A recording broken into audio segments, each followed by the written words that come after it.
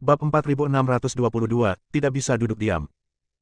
Apakah kamu mengenalnya? Dev memandang saudara laki-laki Yao Mei dan bertanya. Tentu saja, Tuan Qiu sangat terkenal di Beast City. Dia selalu berjalan menyamping di jalan. Kata saudara Yao Mei. Sekarang dia tidak bisa berjalan ke samping, kakinya telah saya cacat. Kata Dev. Kakak ipar, kamu terlalu ceroboh. Ayah Tuan Qiu adalah salah satu dari 3 jenderal binatang buas yang hebat. Sekarang kamu telah melumpuhkan kakinya, kamu berada dalam masalah besar. Kata saudara Yao Mei dengan wajah kaget. Menyebabkan masalah. Dev tersenyum tipis, aku tidak hanya akan melumpuhkan kakinya, aku juga akan membunuhnya. Setelah Dev selesai berbicara, dia menusuk keras dengan pedang pembunuh naga di tangannya, dan kemudian mengambil pil binatang buas Qiuyu. Tapi Qiuyu meninggal sebelum dia bisa memohon belas kasihan. Kali ini, saudara-saudari ketakutan setengah mati. Mereka tidak menyangka bahwa Dev bahkan berani membunuh putra dari 3 jenderal binatang buas. Berani sekali. Saya dapat memberitahu Anda sekarang bahwa saya dipenjara karena saya mengalahkan Qiuyu. Jika aku membunuhnya sekarang, aku pasti akan terlibat pertikaian berdarah dengan keluarga Qiu. Keluarga Qiu pasti akan mengirim orang untuk memburuku.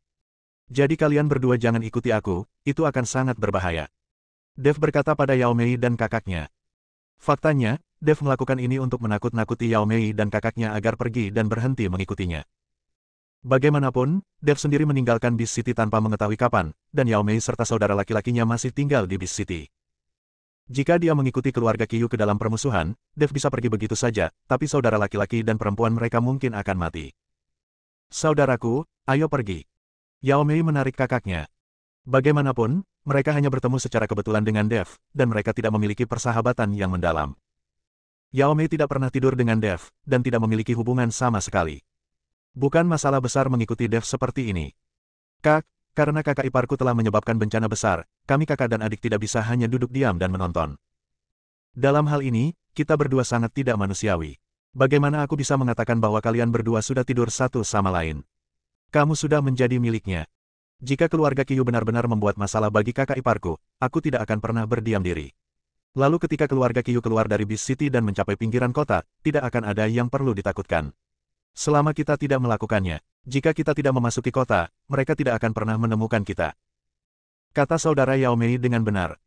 Melihat kakaknya seperti ini, Yao Mei terlihat sangat terkejut dan menatap kakaknya dengan tidak percaya. Dia tiba-tiba merasa ada sesuatu pada kakaknya yang berubah. Bagaimana Yao Mei tahu bahwa kakaknya bersedia mengikuti Dev saat ini sepenuhnya karena kekuatan Dev, dan Dev juga tahu tentang urat batu roh peri. Saudaraku, kita berdua. Yao Mei ingin menjelaskan bahwa dia sama sekali tidak tidur dengan Dev. Kakak, tolong berhenti bicara. Hidupku diselamatkan oleh kakak iparku. Bisakah kamu melihat kakak iparmu dalam bahaya dan pergi sendirian? Dalam hal ini, apakah kita masih manusia? Kakak Yao Mei langsung menyuruh Yao Mei untuk tidak berbicara. Jika Yao Mei berbicara, dia bukan lagi manusia dan tidak punya hati nurani sama sekali. Ketika Dev melihat ini, dia juga tahu bahwa akan lebih sulit membuat 2 orang berhenti mengikutinya daripada mencapai langit, jadi dia berkata tanpa daya, oke, kalian berdua ikuti aku, tapi jangan menjauh terlalu jauh dariku. Kalau tidak kamu akan berada dalam bahaya dan aku tidak bisa membantumu. Sibuklah. Jangan khawatir, kakak ipar, aku sangat akrab dengan daerah ini. Bahkan jika seseorang ingin memburumu, aku bisa mengajakmu bersembunyi.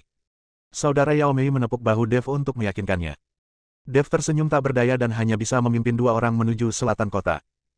Setelah berjalan sejauh 100 mil, saya melihat pohon yang menjulang tinggi. Ini seharusnya tempat yang dibicarakan Xiong Kuo. Bab 4623, jangan melakukan hal buruk. Dev mengikuti Yao Mei dan saudara perempuannya ke pohon besar, tetapi tidak menemukan siapapun, yang mengejutkan Dev. Sial, bukankah beruang itu membohongi kita? Saudara Yao Mei menemukan bahwa tidak ada seorang pun di bawah pohon besar itu, jadi dia berkata dengan marah. Mungkin tidak. Dia memberiku semua liontin giok dan berbohong padaku. Itu tidak ada gunanya sama sekali. Dev menggelengkan kepalanya dan berkata. Pada saat ini, teriakan minta tolong tiba-tiba terdengar. Membantu. Suaranya sangat lemah. Jika Dev tidak memiliki pendengaran yang tidak normal, dia mungkin tidak akan mendengarnya sama sekali. Seseorang berteriak minta tolong. Dev melirik ke arah suara itu, dan kesadarannya langsung menyebar. Di mana itu? Kenapa aku tidak mendengarnya? Aku juga tidak mendengarnya. Kakak beradik itu menggelengkan kepala, menandakan bahwa mereka belum mendengarnya. Tapi saat ini, Dev sudah bergegas keluar. Ketika kakak dan adik melihat ini, mereka juga bergegas bersama Dev. Dan puluhan mil jauhnya dari Dev dan yang lainnya, dua pria jangkung dan tegap mengelilingi seorang gadis, dengan senyuman lucu dan cabul di wajah mereka. Gadis itu sekarang gemetar, matanya penuh ketakutan. Kalian berdua, jangan datang. Kakakku akan segera kembali. Gadis itu sedang memegang belati di tangannya, mengancam kedua pria besar itu. Xiong Ying, jangan pikirkan itu. Kakakmu telah dipenjara dan dia tidak mungkin keluar. Kalau tidak, kita berdua tidak akan punya kesempatan untuk menikmatinya. Salah satu orang kuat berkata. Ternyata gadis ini adalah adik Xiong Kuo, Xiong Ying. Tidak mungkin, adikku tidak bisa masuk penjara, kamu berbohong padaku. Xiong Ying mulai menangis. Jika kakakmu tidak dipenjara, mengapa dia tidak kembali setelah berhari-hari? Kami berdua menyaksikan dia ditangkap dengan mata kepala sendiri. Pria kuat itu menjilat bibirnya dan berkata dengan tidak sabar. Kalian berdua adalah sahabat kakakku, tapi kalian tidak peduli saat dia dipenjara, dan kalian datang untuk menindasku. Apa kalian masih manusia? Xiong Ying mengumpat dengan marah, kamu pasti tahu kalau kedua orang kuat ini adalah teman Xiong Kuo. Kedua orang ini juga berubah menjadi beruang hitam, dan mereka mengikuti Xiong Kuo untuk makan dan minum tanpa perbedaan. Tapi sekarang Xiong Kuo baru saja ditangkap, keduanya menyerang Xiong Ying. Kalian pasti tahu kalau mereka berdua sudah lama mendambakan kecantikan Xiong Ying. Kami membantu Anda, mengapa kami menindas Anda? Kekuatan Anda terlalu rendah. Kami berdua bersedia menggunakan kekuatan spiritual kami untuk berlatih bersama Anda hanya untuk meningkatkan kultivasi Anda. Orang kuat yang berbicara lebih dulu berdebat. Bah, biarpun aku mati, aku tidak bisa membiarkan kalian berdua berhasil. Setelah Xiong Ying selesai berbicara, belati di tangannya langsung menebas lehernya. Tapi begitu dia bergerak, seorang pria kuat melepaskan belati dari tangan Xiong Ying.